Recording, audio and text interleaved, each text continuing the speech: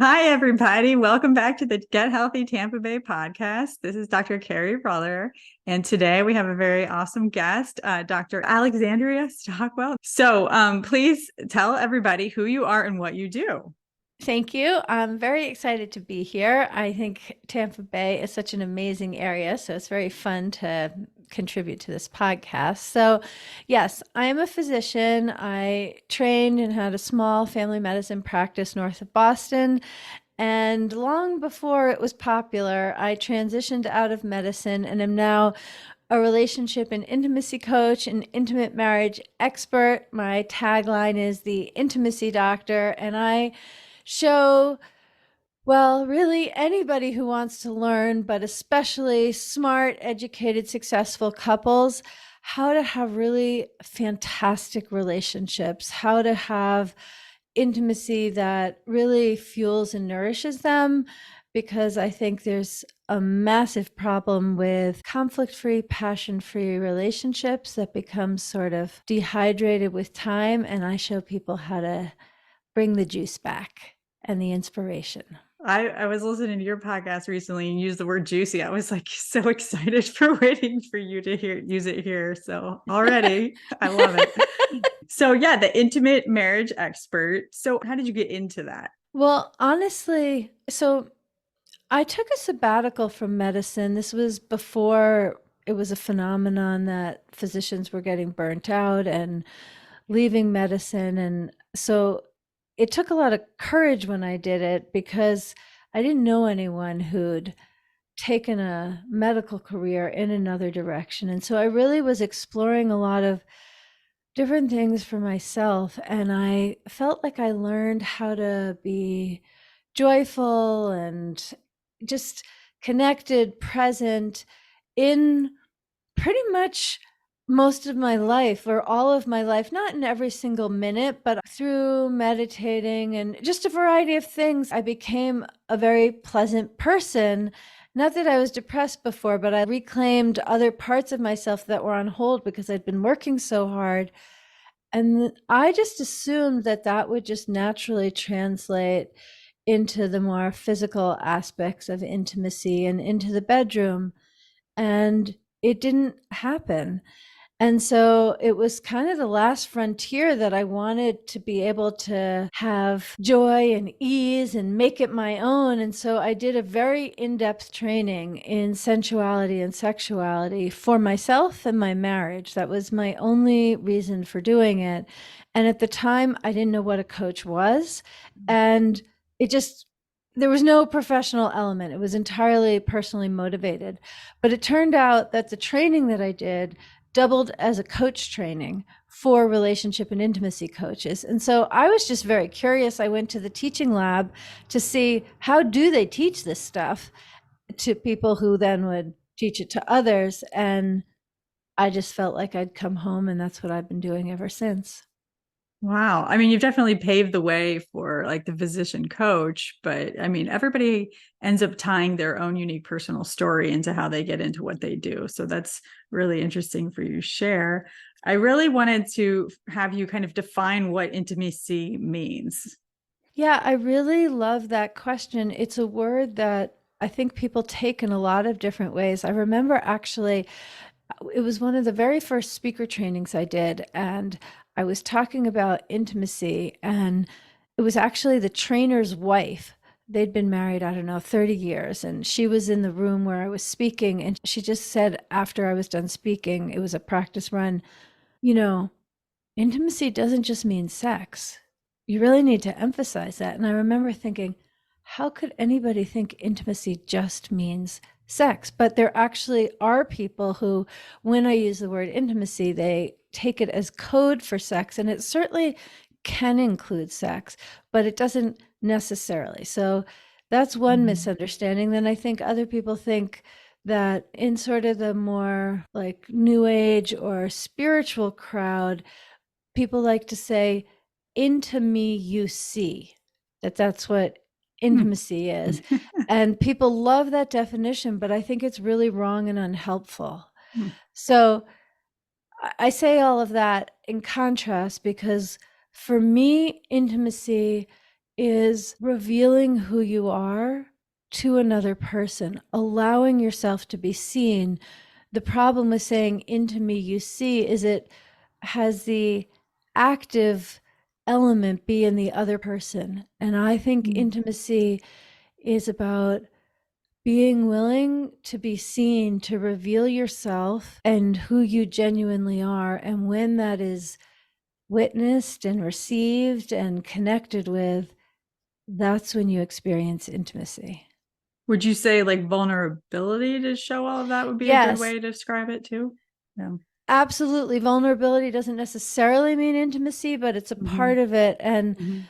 I'm actually going to expand on that and share one of the main principles that guides my work, because really throughout the Western world, the most common relationship advice that is given is that you need to learn to compromise. Compromise is the way to have a happy marriage.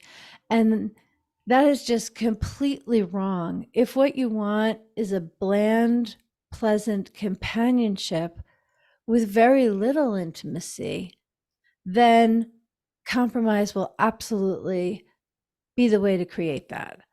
But if you want a long lasting marriage or intimate relationship where the passion grows and things are more exciting and dynamic and nourishing, and it really fuels a part of your life in this beautiful way, compromise will never deliver that. And so I talk about uncompromising intimacy. That's actually the name of my book, Uncompromising Intimacy, with the idea not that compromise, being uncompromising in the sense that you always get your own way, but more that in the sense that compromise is where you withhold what's important to you, what you desire, what your internal Hmm. experience is. It could be challenges, it could be celebrations, just you withhold parts of yourself so that your partner is more comfortable. That would be compromise. Uncompromising intimacy is contingent on learning to share the whole truth of who you are in a way that your partner can receive you and ideally does the same. So I say that in the context of describing what intimacy is, but it includes vulnerability, transparency, presence, the sense that who you are is included in the interaction. It's more about who you are than what you do. Yeah, I really like how you kind of, I guess, dispel the whole idea of compromise. Like compromise, you're definitely giving up a part of you, or your partner is giving up a part of them, of something that they really want or, need, and just giving up on it to make the other person happy, which doesn't really work out. So I think that's a really interesting way to look at it. And I didn't realize that was the title of the book, but certainly we'll talk about that. But so, man, we've talked about already like the misconceptions of the definition of intimacy, but I guess where on in all of this intimacy, where does relationships and everything come in? And obviously most of the time we're talking about marriage, but I mean, it could be any relationship, of course. Yeah, so it's continually fascinating to me as someone who serves mostly long lasting heteronormative couples. But I've done Mhm. a lot of coaching of other kinds of couples and individuals and family coaching and business colleagues. I've coached in a lot of different arenas, and there's always this question of why someone chooses to work on their relationship when they do. And this is pertinent to your question about sort of zooming way out. Why do relationships matter? And the thing is that other areas of life, like our health, some people, of course, are more proactive in taking care of their health. But at the point at which someone has a health issue, they know that they need to go to the doctor, see you, get a diagnosis, figure out the treatment, and take care of themselves. When it comes to financial issues, if someone is going into debt, the bills are coming in, like it wakes people up, or figuring out just how to make more money, or parenting. When there are issues with our parenting, we we don't know it necessarily right away. Like people can be in denial about all kinds of things, but there's a way in which in our society in general, when most of the big areas of life have issues, we're used to responding to the wake up call, figuring out what the problem is and how are we going to get a solution to handle it. I know I'm oversimplifying, but the thing is that when it comes to relationships, we're used to our relationships tolerating a great deal. People can go on with a dissatisfying sex life, with communication that isn't genuinely successful in the sense that it doesn't leave both people feeling really satisfied with how the conversation went. People can live in marriages that way for decades, or even friendships where if you have a friend who makes jokes and you don't find them funny, people stick around for a really long time. So, what I'm trying to say is that yes, our relationships are forgiving. We can tolerate a lot that isn't ideal. And one of my messages, one of the things that I hope people take away as a result of listening is that compromise and tolerating things and just putting up with things the way they are has really severe consequences, even though they're not as in your face as when it's health or finances or parenting. So I have more to say, but I'll take a breath there. Okay. So with relationships and like the importance of them, I think that several, I guess, people that would be listening would be wanting to know basically in their marriage, like, why is that important? And not wanting to let go of the things like you were saying for compromise. But I guess, why are they so important? And you mentioned loneliness in the marriage too. And I feel like you could definitely expand on that for what your philosophies are. Yeah, well, if you think about it, the experience of our lives, like the quality of our lives, is really determined by the relationships that we have. So I know my first response is that people tolerate a Mhm. lot, but the more important response, which I'm giving second, is that the quality of our relationships determines the quality of our life.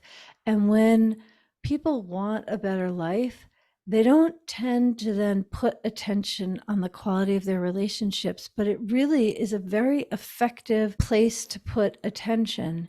And we see, even when people are married and living in the same house together, that it depends on the study. It's between 30 and 60% of married individuals are lonely.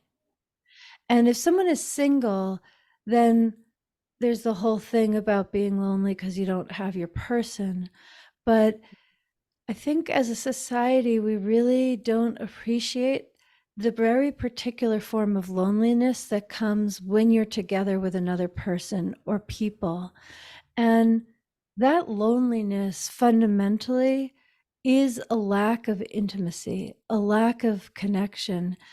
And I guess the thing I want to say is that having a fantastic relationship is a learnable skill. So if someone is listening and feeling lonely, or, yeah, I really do put up with a lot in my relationship, I want to prioritize it, I want to be more proactive. Well, that is a skill that you can learn because most people just have never had the education in how to go from loneliness to connection, how to go from compromise to more intimacy, whichever kind of intimacy you want to talk about. So, what are some ways that they can become less lonely? You know, one of the most remarkable actions to take to improve any relationship, this is definitely true of a marriage, but it's true of any relationship, is to cultivate curiosity. If I'm specific to marriage, if you think back to feeling really in love and butterflies when you see the other person, and glowing eyes, and it just feels so wonderful. One of the qualities of that experience is curiosity, so much curiosity. Where did you get that scar? What was your favorite vegetable in childhood? What was your second grade teacher's name? If you had a different profession, what would you be? If we didn't live here, where would you want to live? Like, we just have so much curiosity about that other person, and that is part of feeling in love. Once a relationship becomes more secure, more familiar, more steady, which is wonderful, typically we turn our attention away from our partner and the curiosity dials down. We already know the answer to many questions, but we stop asking. So this sounds so simple, so easy to just dismiss, but I've gotten so much feedback from people who've actually implemented it, and it really truly works. That if what you do is ask open-ended questions, and by open-ended, I mean there's no right answer, so you're not going to get into a debate. Whatever your partner's answer is their truth. And the other thing about an open-ended question is there's no right answer, there's no action to be taken, it's not logistics. It's really to get to know this other person and get to know the parts that, even if you've been married for 50 years, you still don't know like all of who that person is. And that is certainly true with a much newer relationship. So questions, they can be whimsical, they can be political, they can be desire based. So I'll just give a few examples. Something like, what was the most important part of the week for you? Or if you could be president of any country, which one would it be, and what changes would you make? Depending on the couple, maybe you already know the answer, but not for everyone. If you could have dinner with any celebrity, alive or dead, who would it be and what questions would you ask them? If you could live anywhere in the world, where would you choose to live right now? What is the most challenging part of your day to day life right now? Where do you see us in 5 years? I'm trying to just give like an a la carte menu of different questions, and there's no particular question that is that important. What is important is that you ask something that you really are curious what the answer is. And I once gave a lecture where a woman didn't intend to hear my talk. She was actually there for the one afterwards and happened to arrive early. And I shared this, and she'd been married for 32 years and was clear like the reason she wasn't coming to my talk is she had a great marriage. But when she went home that night and she asked her husband a few questions, she messaged me the next day and said, "We felt closer than we had in 5 years. It was such an interesting conversation, and we made love with all this connection. And it really just came from asking very simple questions." I love that. I was thinking of a show that I was watching recently. I'm trying to remember the name of it. It's something on Apple TV, but the couple, one wanted, he's like, where do you want to live? Like that kind of question. And the answer from the girl was like down the road. And he had like all these aspirations of where he wanted to go and all these goals in life. And, just a lot more, this were totally different. And in the end, they are likely going to go their separate ways, but they were not a married couple at the time. But I was just kind of thinking of that. But it's interesting, it's like in a dating period, you're asking these questions, but why are we not doing that later on? Obviously, it's really important. And then I think when you ask all these questions, like for me, I'm like, I don't know any of these answers. So who knows what's going to come? Because I feel like some people don't even know themselves that much. And you can learn about yourself and your partner by asking these kind of questions. So I really like that idea. That's a very profound observation because typically it's easier for people to cultivate curiosity in relation to their partner. Like it's a normal thing to think, oh, yeah, okay, I could ask that question. But the natural thing that follows is we become so curious about our own experience, our own desires. And what you've just described is a very widespread phenomenon. Like I typically, when I meet a woman, whether it's on her own as a client or with a spouse, I'll say, well, what do you want? And That's not the first thing I say, but that arises like, what are your desires? What do you want more of in your life? And for many women, especially hardworking women who take care of their family and are just the go to people who know how to make things happen, the typical answer is, I don't know. I haven't thought about that. And yes, you might know what you want to cook for dinner, but when you go deeper and you don't need to have anyone else's considerations in mind, that takes practice.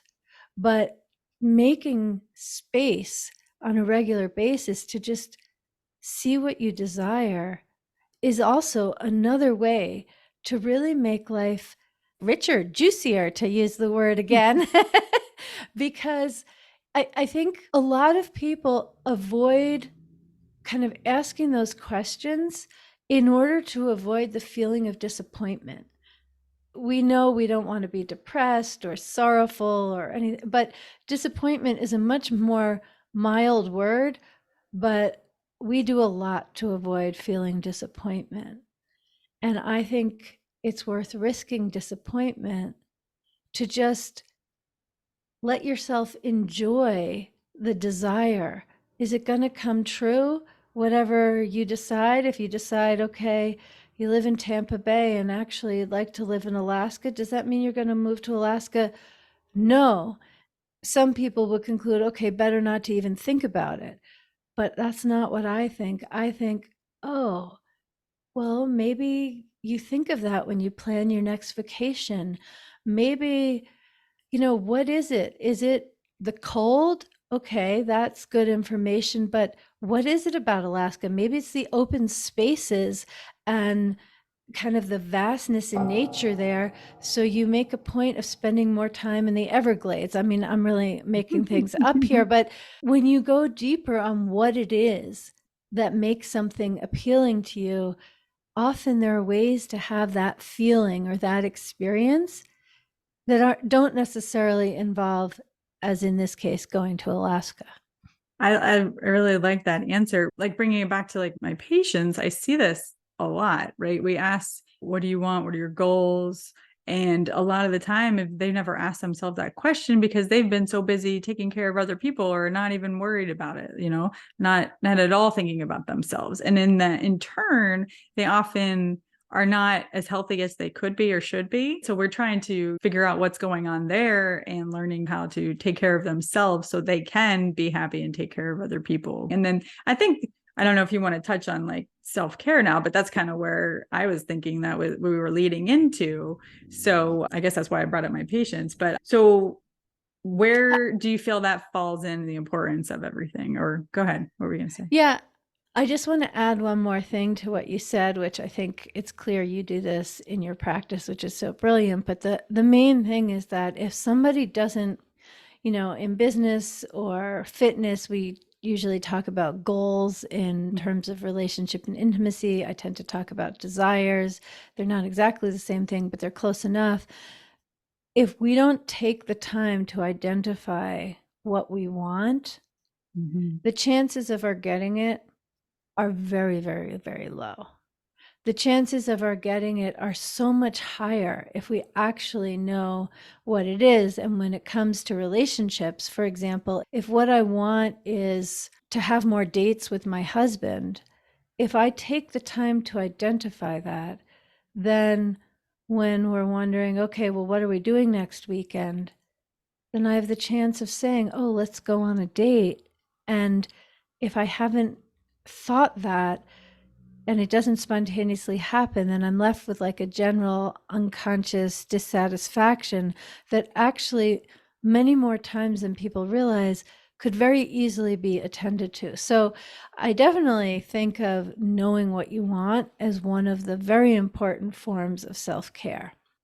And I will just say that my very favorite quote on self-care comes from Brianna Wiest, which is, I want to have a life. This isn't it verbatim, but this is the idea of this quote from her, that self-care is having a life that you don't need to escape from. So I think we often think of self-care as going to the spa, going and doing this to rejuvenate so you can come back into your life. And really, the ultimate form of self-care is not to need a break from your life. But the thing that I want to say, because most of us, of course, do need that, is that if someone isn't used to prioritizing self-care, and for the purposes of our conversation, self-care could mean going to exercise, it could mean going to the spa, it could mean just having some time in a cafe, reading a book, like whatever. I'm not attached to whatever it is that one does to feel better and have some pleasure and some peace. Whatever it is, if someone has a very full life and full family life, is busy, it can feel selfish to make a point of carving out time for self-care. And the thing that I really love to say is that self-care is essential for your relationship. It's not something that you do just for you and then you come back into the relationship. It is so much better to be in a relationship with someone who is well resourced, who has taken care of themselves. So for someone who would feel guilty or selfish prioritizing themselves, if you need it to make it happen, think of it as something you're doing for your children, for your marriage, for the people that you take care of in your work. Because when we take care of ourselves, what we have to offer others is so much richer, more efficient, more delightful, and more pleasant to receive. There's the image of putting our own oxygen mask on first, and we're all familiar with that, and that's great, but I really don't like using that as a reference because that's before the plane's about to crash. Like, that is a crisis intervention of all crisis interventions. And self-care ideally is happening long before the plane is about to crash. And we don't really have an image in society that is like more upbeat and pleasant the way we do with putting your own oxygen mask on first. But the reality is that taking the time to identify what would have you feel good in your body and in your soul, what nourishment do you as a person need, and making sure you get that, that is something that is one of the most amazing contributions you can make to your relationships. Are there any like specific exercises or practices in self-care or self-awareness that you kind of recommend to your clients? Yes. And the reason that I recommend what I'm about to share is because it's so simple. You can do it in a very expensive way, and you can do it without spending a penny. You can take a lot of time or a little time, and really anyone can do what I'm about to say. One of the most profound and effective forms of self-care is to take a breath and slow down and pay attention to one of your senses or each of your senses. Because when we're go, go, go, and we're feeling overwhelmed and stressed out, we are really ignoring our body and our sense experiences. So, to be more specific, one way to improve self-care, notice that I slow down as I say that, is if you like coffee or tea in the morning, let yourself enjoy the aroma. To really just take a moment, put your attention on how it smells, and then drink it and feel the warm liquid in you. Notice the weight of the cup, how it feels, the lip of the cup, especially if it's ceramic. Do you enjoy that? Like, there's a way in which just taking time to notice what we are anyway experiencing. We don't even need to experience something different, but to actually notice what our experience is. If you're outdoor, just take a moment and look at something in nature, like let the beauty of a tree or flowers, like actually, stop and smell the flowers. But what I really mean is put your attention on the visual experience, or put in music that you enjoy hearing, or if there are particular people in your life and you like hearing them laugh or speak, really bring your attention to that. And I think one more element that I'll mention is touch, that I'll do my best to describe this for podcast listeners while showing it for YouTube watchers, but I'm just holding up so it's in view my forearm, one forearm, and then with the other hand, just really gently, so slowly, I suppose, caressing, just gently touching my arm. I usually do it actually on the inner arm, the inner wrist. That skin is more sensitive. And like, I already feel more alive. Just touching, it's something you can do under the table. No one knows it's happening at a meal or in a board meeting. And it just brings you back to yourself. And so, are there wonderful, fancy, exotic forms of self care? Yes, and go for them. But also know that even if you're driving while you listen, you can pick one of your senses, whether it's smell, taste, hearing, seeing, or touch, and just bring more attention to that. And that is a nourishing experience. And if it's not, then you are really, really, really stressed out. And this is really important for you to do. I mean, that is so important in general. I mean, I've talked about these concepts with people that are working with patients with anxiety, patients with, eating problems, like to stop and really taste the food, to, take deep breaths, really be in the present moment. I think it is super important. Some people, I still haven't like really embraced this concept. Like when I kind of mention mindfulness and meditation to patients, either they're like, oh yeah, I've tried that, it didn't work for me, or they're like, no way, that doesn't, I'm not interested in that. It's really hard to kind of get that message across. But everybody that I talk to, every professional, right, it's really, really recommending these things. And I mean, I try to as well. I Well, think I it's think super important. meditation is a lot harder than just noticing how your coffee smells and tastes. I mean, meditation is a skill set that once somebody does it, it is not as difficult for sure. But, Mm-hmm. while you're getting dressed, notice the feel of the fabrics on your skin.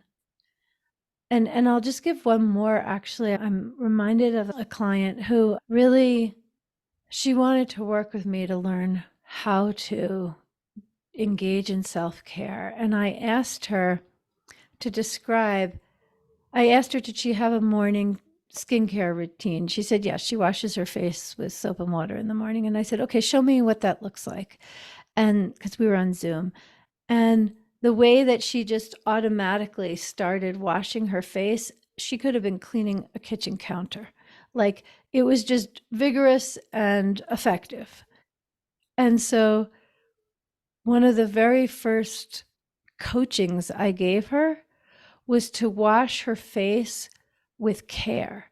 The way that she would touch one of her children, to wash it with tenderness, to touch her face as though she actually cared about herself.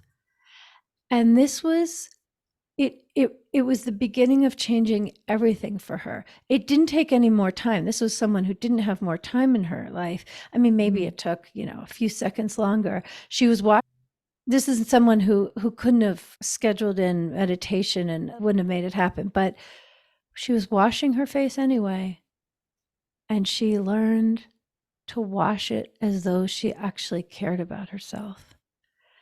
And this was the beginning of noticing all these other ways that she could, with very little effort, put attention on her own experience and have it be more beautiful. I'm smirking because I'm definitely going to take that one home. I feel like I have given myself a bloody nose washing my face. So I'm gonna take that one home for sure. Oh geez. Okay.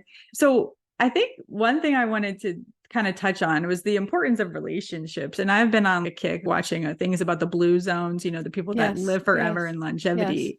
And one of the, I guess, factors of those 5 blue zones of everybody living till like 100 or more is the power of relationships. I don't know if you have any expert insight on that you want to share. Yeah, so all the data with the blue zone research and also the Harvard study from years ago looking at, I forget how many thousands of men, like it is clear that relationships are one of the biggest contributing variables to both the quality and the longevity of our life. And it's also an area where people become complacent. That's why I was saying earlier, like people can tolerate a lot. So for me, the really interesting question is if you like the idea of having better quality relationships and more relationships in your life, where do you start? And I have a few different things to say about it. One is curiosity. I Mm. talked about it in a certain way with what you can do with your spouse, for sure. But that's also something that, when you're in the grocery store, you can have a question you ask the checkout person or the person who's in line behind you, I mean, it really depends on the person's personality, what would be comfortable to say. In the grocery store, it could even be, what are you cooking for dinner? Like, it doesn't need to be like super smart. It can be really basic, like, are you enjoying the weather? Now, there's a way to say, are you enjoying the weather? Which is sort of a dead end communication where the person just says, yeah, it's great. But there's a way to bring the quality of your attention when you say, are you enjoying the weather? That is more likely to invite someone, might even tell a story in response. So just because one of the things that research shows, I haven't finished watching the Netflix show yet, but I know from other places, is that a variety of relationships really contributes to health. And so start with interacting with your mailman, with your neighbor, with just people that you encounter without doing anything extra, and ask questions and make time to hear the answer. So that's one way to have more and better fulfilling relationships in your life. You just get started there. And then the other thing is whatever your interests are, whether it's golf or stamp collecting or, I don't know, learning Swahili. I'm just trying to give like a wide range of options. Whatever your interest is, search out other people who share that interest, because it's much easier and sort of natural to have a relationship with someone where you already have something in common that can create connection for you. So I think scheduling time to pursue relationships and just asking questions of people in your life, whether they're strangers or people, close family members, and making a point of spending time doing the things that you enjoy. I will also say that for someone who's super busy, like I have a client, a man and a surgeon in his 40s, I think. And I definitely wanted to coach him to have more relationships. In that case, it was to take all the pressure off of having his wife be the only person that he was really having a personal relationship with. And so in his case, he just started texting some friends from childhood that he hadn't had contact with in 20 years. They were high school buddies, but there's something about the relationships from our youth that if we can reconnect with those people, often it's easy to just kind of glide back in and Mhm. continue where you left off. And then if you need to build new relationships, I've already given some ideas about how to do that. But my point is that anybody listening, you have options. If you think to yourself, oh, I don't have anyone, yes, you do. Is there anybody whom you know from another part of your life where you had a closer relationship or you spent time together? Tap into that again. That's a great way to start to add more color. That's great advice. And similar to what I was telling a patient who was struggling recently, basically, she lives here now, but doesn't know anybody. And she's having a little bit hard time. And I'm like, well, you're going to these workout classes, right? Why don't you ask somebody a question there? Like, it's kind of what I told her. And she, well, we'll see what happens. But, and then, I mean, some other things that you brought up too, I think will, hopefully she'll listen because she could get some more advice of how to make better, meaningful relationships, since she's newer here. So Let me I really add one like more that. thing for that Mm-hmm. situation, which actually could apply to everybody, but certainly for when you're new to the Tampa Bay area. When someone is dating, they often get to a point where they tell everyone, hey, I'm looking for a partner. If you have anyone to introduce me to, I want to be dating.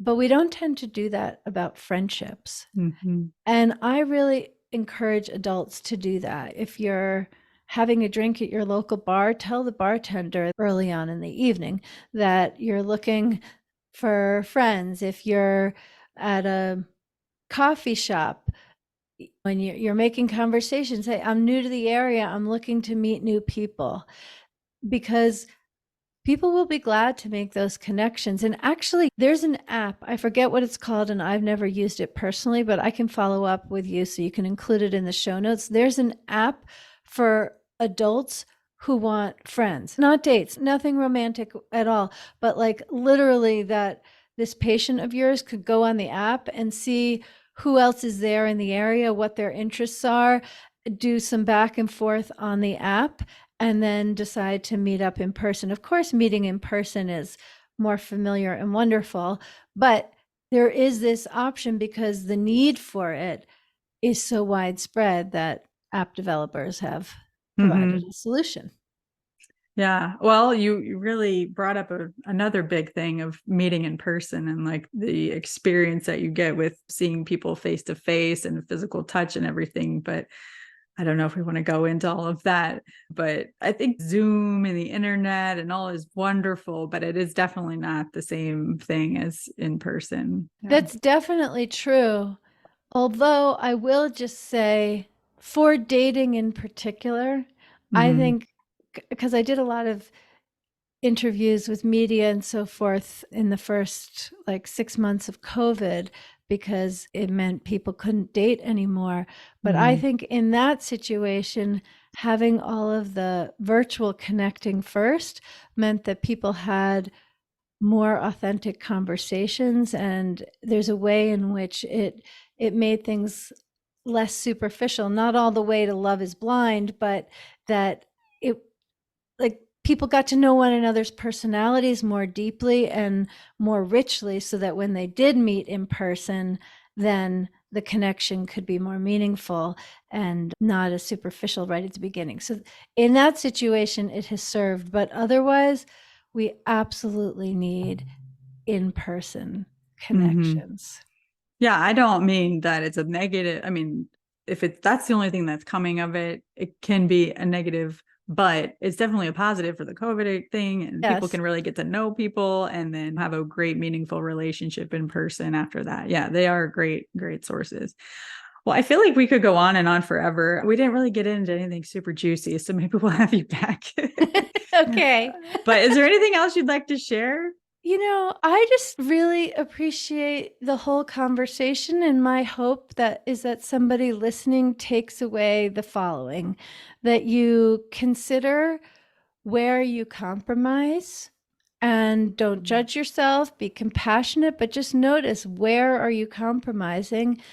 Because if you stopped compromising there might be more delight and more connection, but you have to notice where you're compromising as a first step. And the second takeaway is really about self care and relationships. So, wherever you are with your relationships, wherever you are with your self care, how could you take it up a few notches and make your life better as a result? And tell us about your book real fast. Okay, yes. So, Uncompromising Intimacy. It's a very easy book to read or listen to where I detail the 6 qualities that are essential for all of the wonderful results that come from a marriage that is built on uncompromising intimacy. So, anyone who wants more emotional intimacy will get all of the tools to do so. And in the context of a long lasting relationship, more emotional intimacy invariably means more sensual intimacy too. Awesome. And where can people find you other than looking up your book? And do you read Yeah. it on Audible? You said it's Yes, on, I okay. do. It's about 3.5 hours, though you could, of course, listen to it faster. AlexandraStockwell.com is my website. And from there, you can find a link to my book and also my podcast, the Intimate Marriage Yeah. Podcast, and everything else I'm doing in social media. It's all there at alexandrastockwell.com. And I'll just add that I love interacting with people. So if you've listened and you want to communicate with me, just fill out the contact form on my website and I will be very glad to respond. Awesome. Well, everybody, please look her up, listen to her podcast, buy her book. Thank you so much for being on the podcast today. And I think we'll probably have to have you back in the future. Thank you so much. It's lovely to speak with you. All right. Take care, everybody.